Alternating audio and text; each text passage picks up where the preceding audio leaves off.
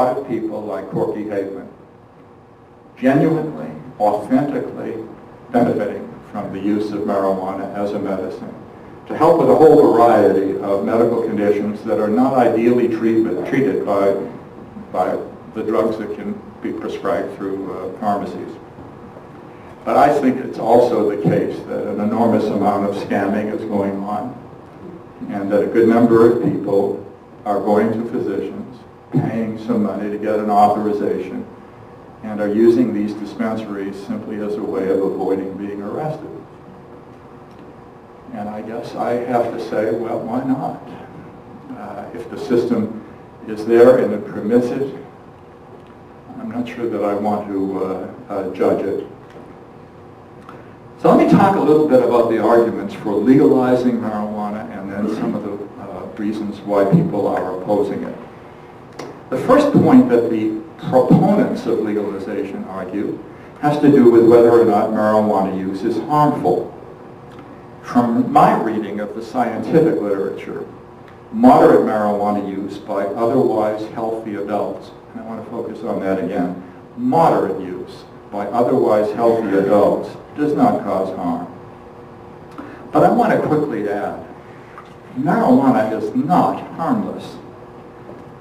Approximately 9% of people who ever smoke it at some point become dependent on the drug. And for those who use it daily or near daily, the percentage who become dependent at some point might be as high as 50%, according to some studies.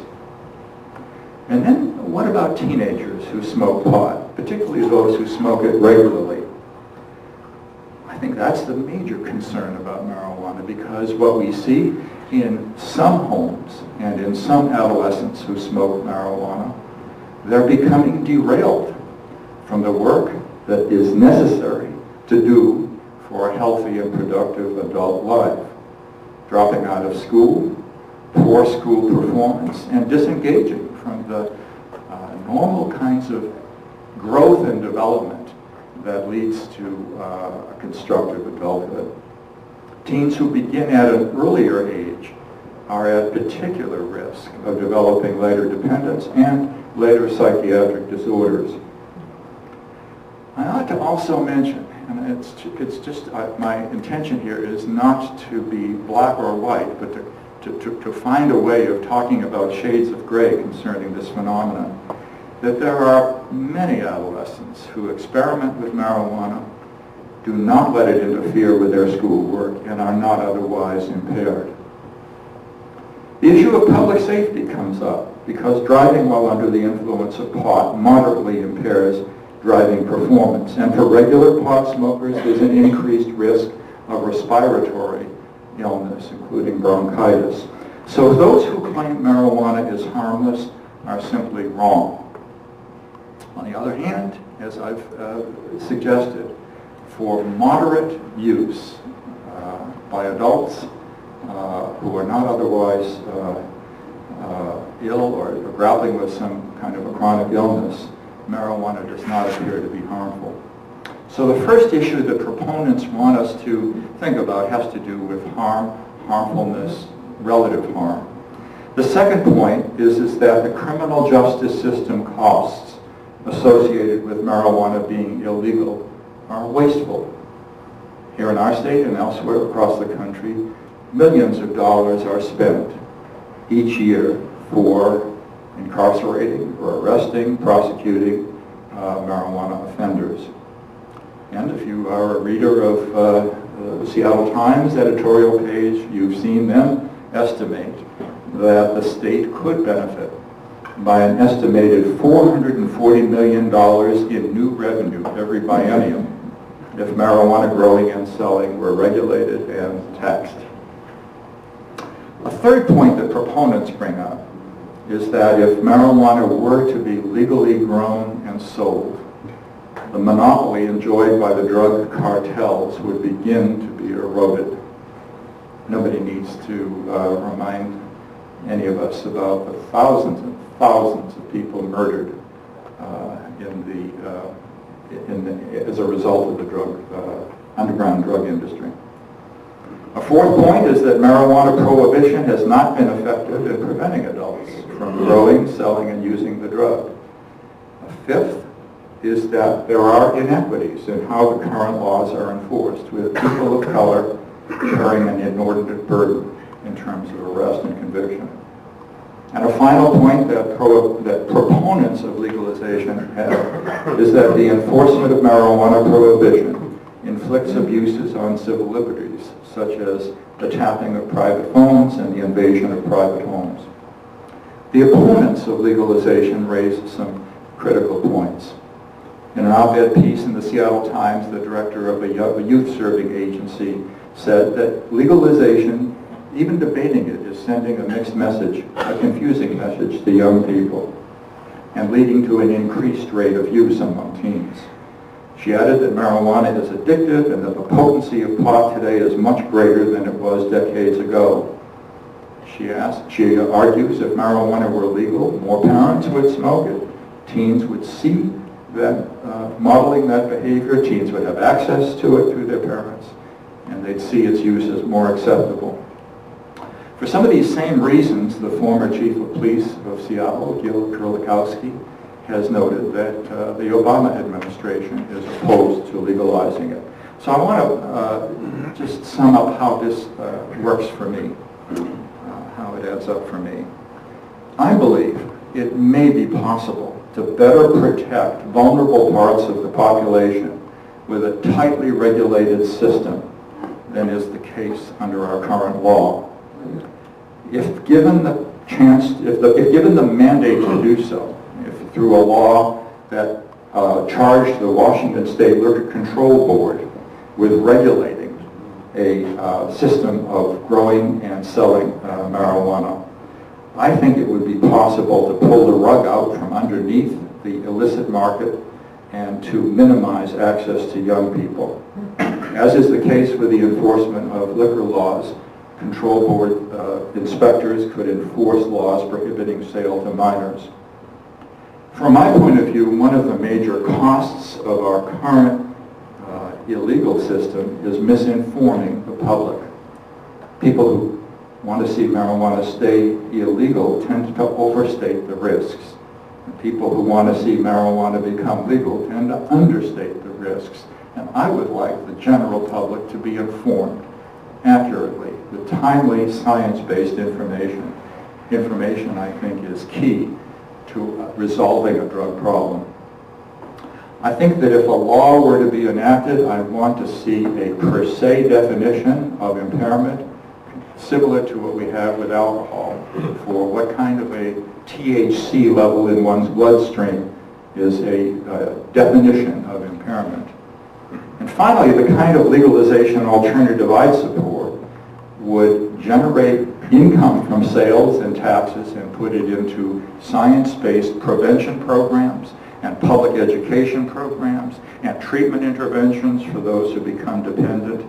I'd like to see more research on marijuana funded by such a revenue stream and a periodic evaluation of the impact of this new law.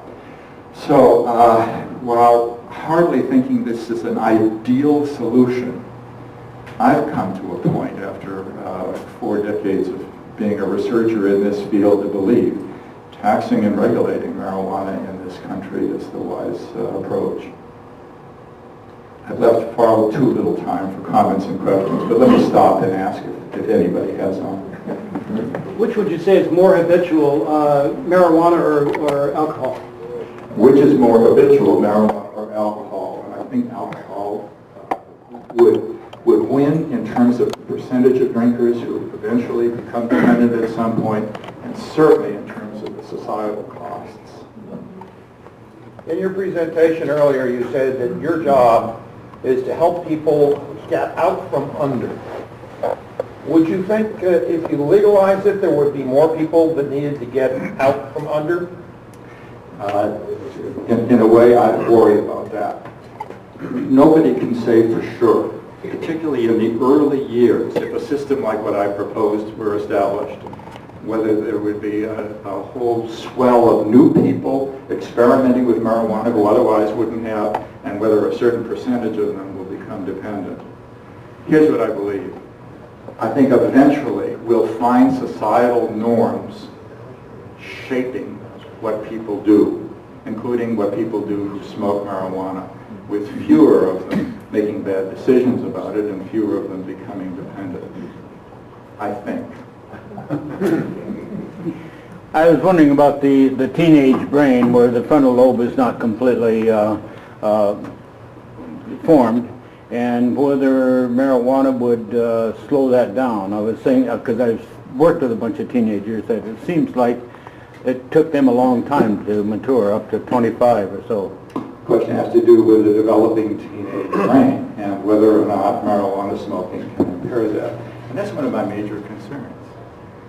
We are now in a situation in our country where massive numbers of teenagers are smoking marijuana, and the numbers are actually back on the rise. I would hope if we could pull the rug out from underneath the drug cartel and have a strictly regulated access and sales system, teenagers would have less access to marijuana under that system than they have now, I would hope. I really want to see teenagers protected. I think one of the horrible shaming crimes about drug abuse is to watch a healthy young person get derailed, as I was describing that. You didn't seem to address the gateway drug theory of marijuana. What's your experience on that, and how does it compare with alcohol? If you ask people who become dependent on speed or heroin, if they've ever smoked marijuana, virtually every one of them will say yes. If you ask people who've smoked marijuana whether they eventually have gone on to heroin, only a tiny percentage will say yes. The notion that marijuana is a gateway kind of loses traction, because most marijuana smokers do not go on to use other drugs and abuse other drugs. Some do, of course. When the gateway theory was first voiced, it was with the idea that you smoke marijuana until your body has kind of worn out any benefit from it, and then you move on to harder drugs. And there doesn't seem to really be any merit in that theory at all. Two questions. Okay, one, you talked about the drug cartel and marijuana. Are those actually blended so that they're manipulated by the same group of people, or are they really two separate operations?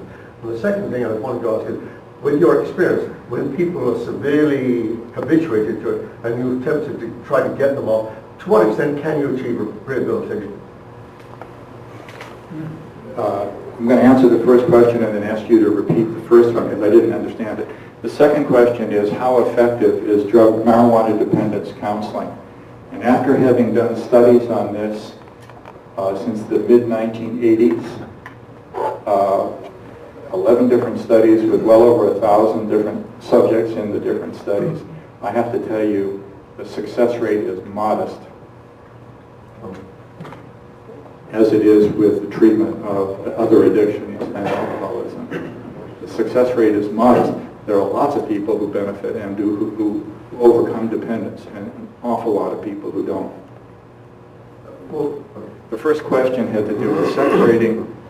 well, you mentioned the drug cartel and marijuana as though the two were synonymous. And I, from just reading generally, I thought that they were two separate groups were in spreading their drugs. Medical marijuana versus... No, I mean cocaine versus marijuana.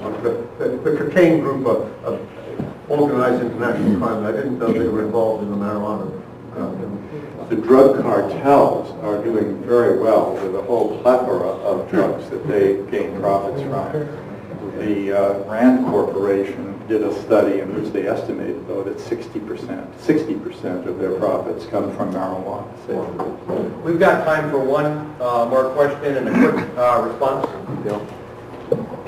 It seems like I read